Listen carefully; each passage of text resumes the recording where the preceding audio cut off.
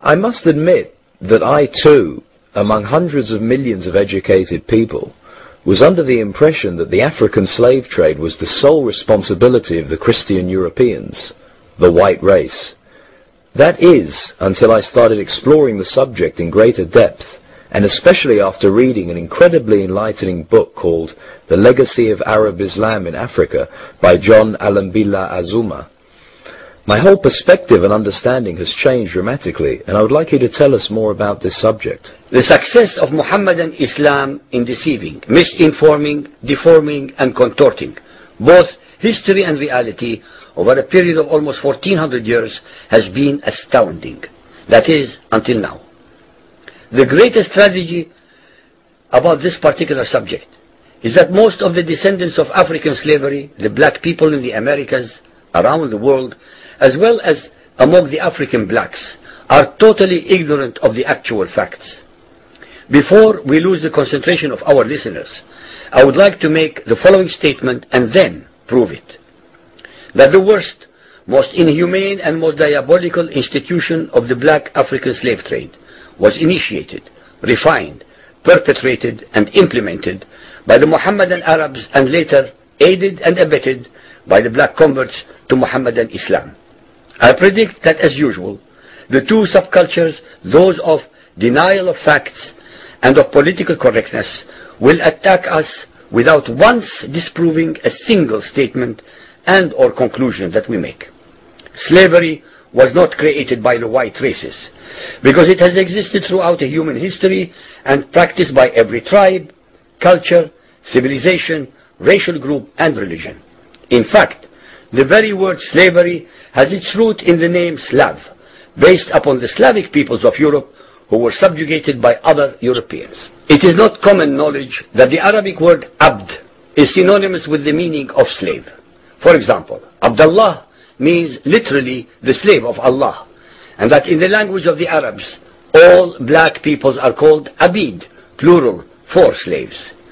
While much has been written concerning the transatlantic slave trade, surprisingly little attention has been paid to the Islamic slave trade across the Sahara, the Red Sea, and the Indian Ocean. While the European involvement in the African transatlantic slave trade to the Americas lasted for just over 3 centuries, the Arab involvement in the African slave trade has lasted 14 centuries, and in some parts of the Mohammedan world is still continuing to this day.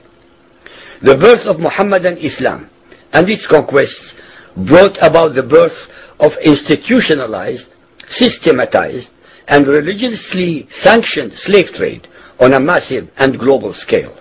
In fact, the Quran allows the taking of slaves as booty or reward for wars of aggression against any and all unbelievers, most of the human population.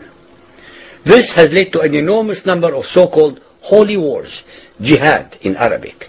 There was and is absolutely nothing holy about these wars, which are primarily to plunder, slaughter, rape, subjugate and rob other human beings of their wealth, produce, freedom and dignity.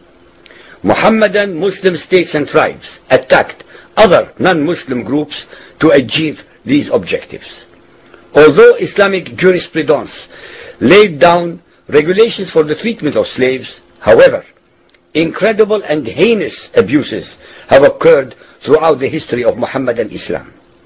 By the Middle Ages, the Arabic word abd was in general used to denote a black slave, while the word mamluk referred to a white slave.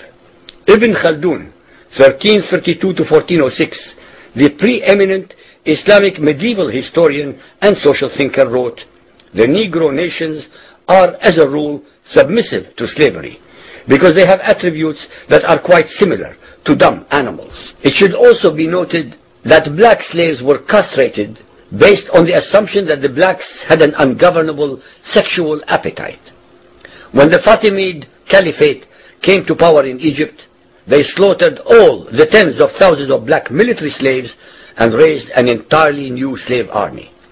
Some of these slaves were conscripted into the army at age 10. From Persia to Egypt to Morocco, slave armies from 30,000 to up to 250,000 became commonplace. The Islamic slave trade took place across the Sahara Desert, from the coast of the Red Sea, and from East Africa across the Indian Ocean. The Trans-Sahara trade was conducted along 6 major slave routes. Just in the 19th century, for which we have more accurate records, 1.2 million slaves were brought across the Sahara into the Middle East, as well as a further 450,000 down the Red Sea and 442,000 from the East African coastal ports. That is a total of 2 million black slaves just in the 1800s. At least 8 million more were calculated to have died before reaching the Muslim slave markets. A comparison of the Islamic slave trade to the American slave trade reveals some extremely interesting contrasts. While 2 out of every 3 slaves shipped across the Atlantic were men, the proportions were reversed in the Islamic slave trade. 2 women for every man were enslaved by the Muslims. While the mortality rate of slaves being transported across the Atlantic was as high as 10%, the percentage of slaves dying in transit in the Trans-Sahara and East African slave market was a staggering 80 to 90%. While almost all the slaves shipped across the Atlantic were for agricultural work, most of the slaves destined for the Muslim Middle East were for sexual exploitation as concubines, in harems, and for military service. While many children were born to the slaves in the Americas, the millions of their descendants are citizens in Brazil and the United States of today. Very few descendants of the slaves that ended up in the Middle East survived.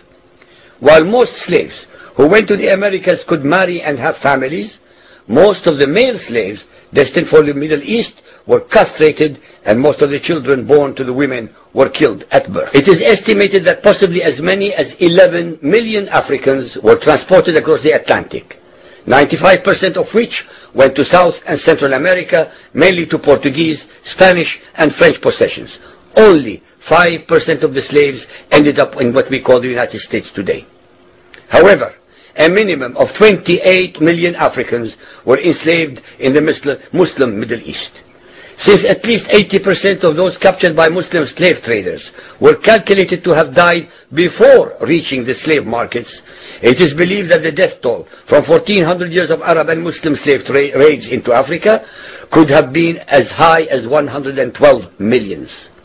When added to the number of those sold in the slave markets, the total number of African victims of the Trans-Saharan and East African slave trade could be significantly higher than 140 million people. What is obscene about this whole subject is the Muhammadan, Muslim, and Arab culture of denial regarding their complicity in the African slave trade, as well as the ignorance of black Muslims about the reality of their past and present conditions.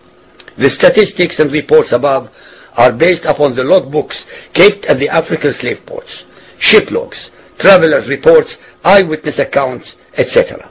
Ladies and gentlemen, the facts and reality of Muhammadan Islam's complicity in the slave trade and their inhuman depravity are infinitely more devastating, more staggering, and more incomprehensible than all the nightmare fictions in the world.